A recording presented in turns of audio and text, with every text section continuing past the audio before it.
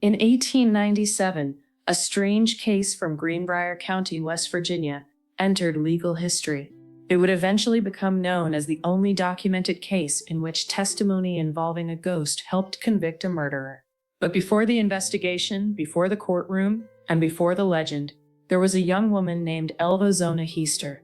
Zona was not born into a ghost story. She was a daughter, a sister, and a young mother, trying to build a future in a world that offered women very little control over their own lives. To understand what later happened in Greenbrier County, we have to begin with Zona, while she was still young, hopeful, and surrounded by her family. Zona grew up in a rural household led by her parents, Jacob and Mary Jane Heaster. Life in Greenbrier County demanded constant work. Families depended on the farm, the seasons, and one another. The surviving records tell us only fragments about Zona's childhood. They do not tell us her favorite song, the sound of her laugh, or what future she imagined for herself. But they do show that she belonged to a family whose life had already been touched by loss. In 1891, Zona's younger sister Lenny died. Mary Jane had to bury one of her daughters, and Zona watched her mother endure that grief. Years later, when Mary Jane became convinced that something terrible had happened to Zona, she was not a mother willing to accept another unexplained loss. Zona grew into adulthood in a community where a woman's reputation could shape her future. She would soon face that judgment directly. On November 29, 1895, a county birth record documented that Zona gave birth to a son. She was unmarried, and the record connected the child to George Wooldridge. What became of the boy is uncertain. He disappears from the public story that later formed around his mother. The surviving evidence gives us no right to invent his fate. What it does show is that Zona entered the next chapter of her life, carrying both responsibility and uncertainty. Then Zona met Edward Shue, usually called Edward. He was older, handsome, and worked as a blacksmith near Livesay's mill. To Zona, he may have represented stability, respectability, and a new beginning. But Edward arrived with a past. He had been married before. One former wife accused him of cruelty and abuse. He had also served time for horse theft. Zona may not have known the full history. Mary Jane, however, distrusted him almost immediately. Zona and Edward married in October 1896 after a brief courtship. Mary Jane opposed the marriage, but Zona chose Edward. For Zona, the wedding may have felt like a door opening. She had a husband, a home, and the possibility of beginning again. That hope did not last. Edward's jealousy and possessiveness began to define the marriage. The surviving record does not allow us to reconstruct every private moment inside the Shue home. We should not invent specific scenes that no witness documented. But Edward's earlier history and the controlling behavior associated with him point toward a dangerous man, determined to dominate the woman he had married. By January 1897, Zona's new beginning had become a trap. On the morning of January 23rd, Edward left the house and went to work. According to the account Mary Jane later said Zona gave her, Edward returned angry because there was no meat prepared for supper. Zona listed what she had placed on the table: butter, apple butter, fruit, preserves, and jelly. It was not enough for him. The argument escalated. What happened next was murder. Edward attacked Zona. The later examination found that her windpipe had been crushed, the ligaments in her neck had been torn, and the first and second vertebrae had been dislocated. Zona was only 23 years old. Later that day, Edward sent a young boy named Anderson Jones to the house. Anderson approached, knocked, and received no answer. He entered the quiet home and found Zona at the foot of the stairs. Dr. George Knapp was called.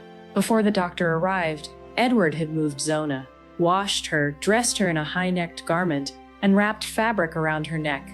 During the examination, Edward supported her head and interfered with a complete inspection. Dr. Knapp initially listed childbirth as the cause of death, but the examination had been incomplete. Edward's behavior ensured that Zona's neck remained concealed.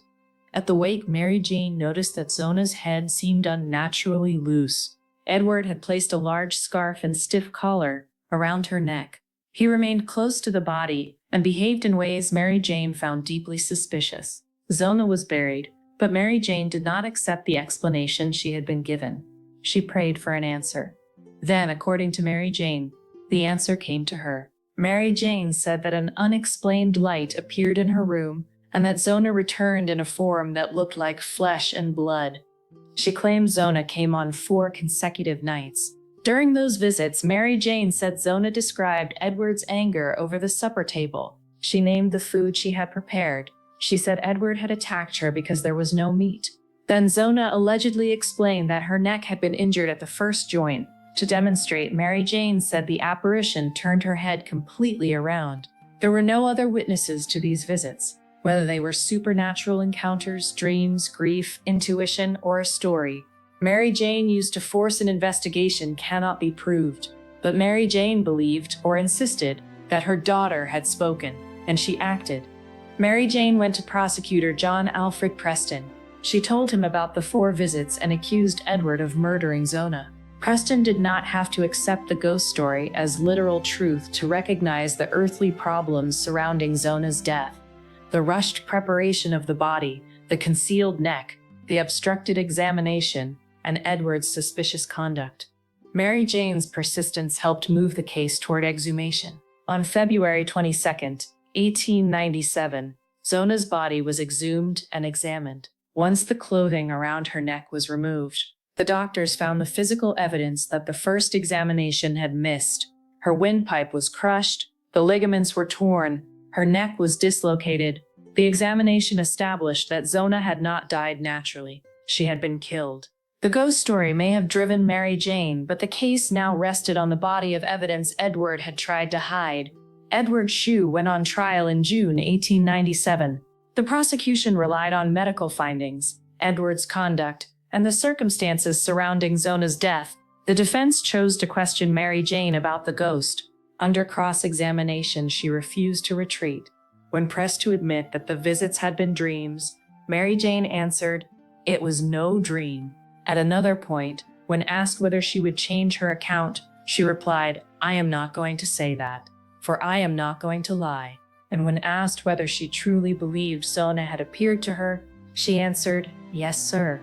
The jury convicted Edward Shue of first-degree murder. Zona's ghost did not formally testify in court. The prosecution did not ask the jury to convict Edward because of a supernatural visitation, but the defense placed Mary Jane's account before the jury, and her certainty became one of the most memorable parts of the trial.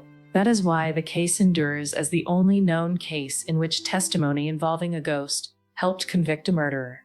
But the heart of this story is not a legal curiosity. It is Zona, a young woman whose life has too often been reduced to the ghost she was said to become. And it is Mary Jane, a mother who refused to let Edward control the final version of her daughter's story. Do you believe Zona's ghost came back to speak with her mother? Or did Mary Jane create the story to make Edward pay for his crime? Let us know in the comments. Like and subscribe to the Nightmare Abyss, where darkness never sleeps.